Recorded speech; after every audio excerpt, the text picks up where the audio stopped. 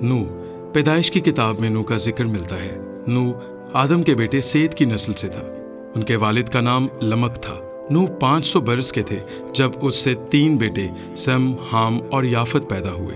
पैदाइश की किताब उसके 6 बाब में हमें जिक्र मिलता है कि नूह के दौर में गुनाह किस कदर बढ़ चुका था और खुदा उस गुनाह के सबब से गजबनाक हुआ और खुदा ने इंसान को तूफान के जरिए मारना चाहा। खुदा ने नूह से कहा कि इस जमीन पर सिर्फ तू ही मुझे रास्ताबाज दिखाई दिया, और खुदा ने उसको ये भी बताया कि खुदावंद अब तमाम बशर का खात्मा करने को है और सब कुछ जमीन समेत वो खत्म कर देगा।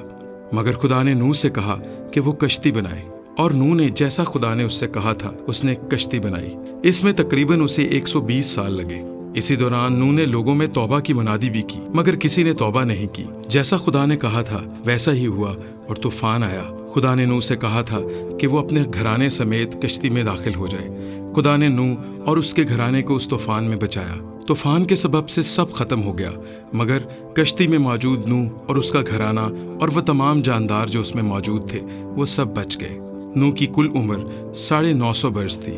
पैदाइश की किताब उसके 9वें बाब में हमें इसकी उम्र के बारे में जिक्र मिलता है। नूह एक रास्ताबाज शख्स था। अगर आप भी इस दुनिया में रहते हुए इस माहौल को अपने ऊपर असरअंदाज नहीं होने देना चाहते और जैसे भी माहौल में हों आप खुदा के साथ चलते हैं, तो खुदा बड़े बड़े तूफानों में आपको बचा लेगा। दुनिया तबाह होगी लेकिन खुदा आपको महफूज रखेगा। खुदा की नज़र एक शख्स पर भी है जो रास्तबाजी से ज़िंदगी बसर करता है। शायद वो आप भी हों। God bless you.